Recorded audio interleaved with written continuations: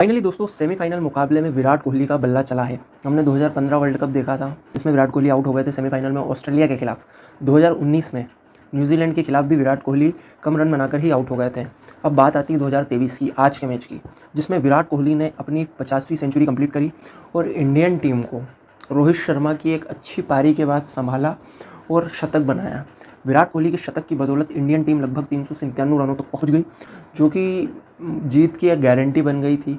हालांकि श्रेयस अय्यर ने भी काफ़ी अच्छा परफॉर्मेंस दिया है। 150 के स्ट्राइक रेट से उन्होंने अपना शतक कंप्लीट किया है। हमारी जो बल्लेबाजी रही काफ़ी अच्छी रही। शुभमन गिल 80 रन मार के गए।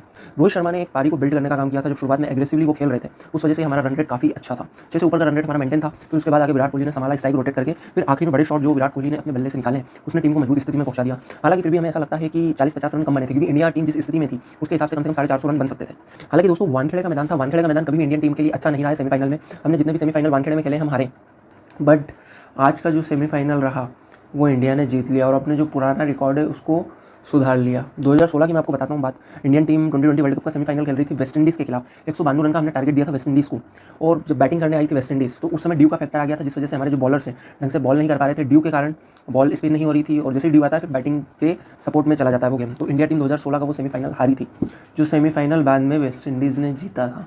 तो हमारे जो पास्ट एक्सपीरियंस रहे हैं अच्छे नहीं रहे थे सेमीफाइनल के, बट इस सेमीफाइनल में इंडियन टीम ने शानदार बल्लेबाजी करी है। भारतीय बॉलर इतना जैसे उनके पास परफॉर्मेंस थी उस अकॉर्डिंग बॉल नहीं कर पा रहे थे, बट फिर शमी आते हैं। शमी ने गुच्छे में 2 विकेट लिए। फिर उसके बाद विलियमसन और मिचेल, इन दोनों ने मिलकर 160-70 रन की पार्टनरशिप खड़ी कर दी, जिसके बाद जो स्कोर बोर्ड है वो 200 रन तक चला गया था।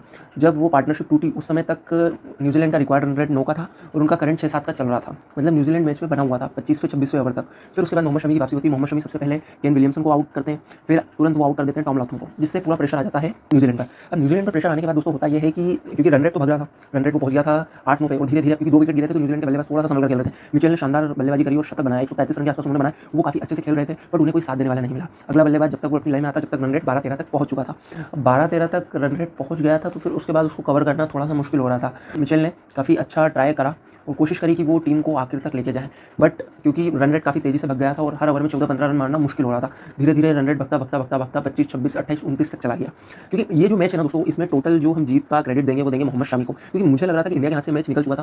हालांकि रन बहुत बड़े थे, बट जिस टाइप से जो उनके केन विलियमसन और मिचेल ने जो साझेदारी बनाई थी वो साझेदारी इंडिया को हरा सकती थी। बट मोहम्मद शमी एक विकेट टेकिंग बॉलर, जिन्होंने जहाँ पर कोई भी अब इंडिया का ना स्पिनर कोई इफेक्ट दे पा रहा था ना फास्ट बॉलर को इफेक्ट दे पा रहे थे, वो उनको विकेट ही नहीं मिल रहे थे। बट मोहम्मद शमी ने 4 विकेट लिए ऐसी सिचुएशन में, और ओवरऑल जो मोहम्मद शमी के विकेट रहे वो रहे 7। मतलब एक तरह से पूरी न्यूजीलैंड टीम को अगर किसी भी बॉलर ने धराशायी किया है तो वो है मोहम्मद शमी। एक समय तक लग रहा था कि इंडिया ये मैच कहीं हार ना जाए। हमारे पास्ट एक्सपीरियंस हमें याद आ गया था, क्योंकि बॉलिंग पूरी तरीके से सरेंडर कर चुकी थी। 27-28 ओवर तक की मैं बात कर रहा हूँ, पूरी तरीके से कोलैप्स हो गई थी, कुछ नहीं कर पा रहे थे। हालांकि मोहम्मद शमी ने कैच भी छोड़ा था, बट भारतीय बॉलिंग कहीं ना कहीं स्ट्रगल कर रही थी। स्पिनर हमारे इफेक्टिव नहीं थे। जडेजा को विकेट नहीं मिली, कुलदीप को विकेट नहीं मिला था 28-29 ओवर तक। नहीं तो अभी तक तो हम 5-6 विकेट ले चुके होते, बट उस समय तक सिर्फ 2 ही विकेट गिरे थे और दोनों बल्लेबाज उनके फॉर्म में थे। बट मोहम्मद शमी ने शुरुआत के 2 विकेट, फिर बाद में भी 2 विकेट लेके मैच का पूरा रुख बदल दिया और ये मैच इंडिया की झोली में डाल दिया। इंडियन टीम फाइनल खेलेगी 19 तारीख को, तो उसका क्रेडिट जो जाएगा वो जाएगा मोहम्मद शमी को। भारतीय बैट्समैन ने काफ़ी अच्छी बल्लेबाजी करी है, पर कहीं ना कहीं क्रेडिट मोहम्मद शमी को, क्योंकि जीत मोहम्मद शमी ने ही दिलवाई है। वानखेड़ा का मैदान है, वहाँ पर अगर ड्यू आ जाती तो और मुश्किल होती, बट वहाँ पर रन तेज़ी से बनते हैं। वहाँ पर ये रन सेफ रन नहीं थे। मोहम्मद शमी वो प्लेयर जिसको आपने शुरुआती मैच में बिठा के रखा था, जिसको आप प्लेइंग नहीं दे रहे थे, उस प्लेयर ने आपको सेमीफाइनल जैसा बड़ा मुकाबला जिता के दे दिया है।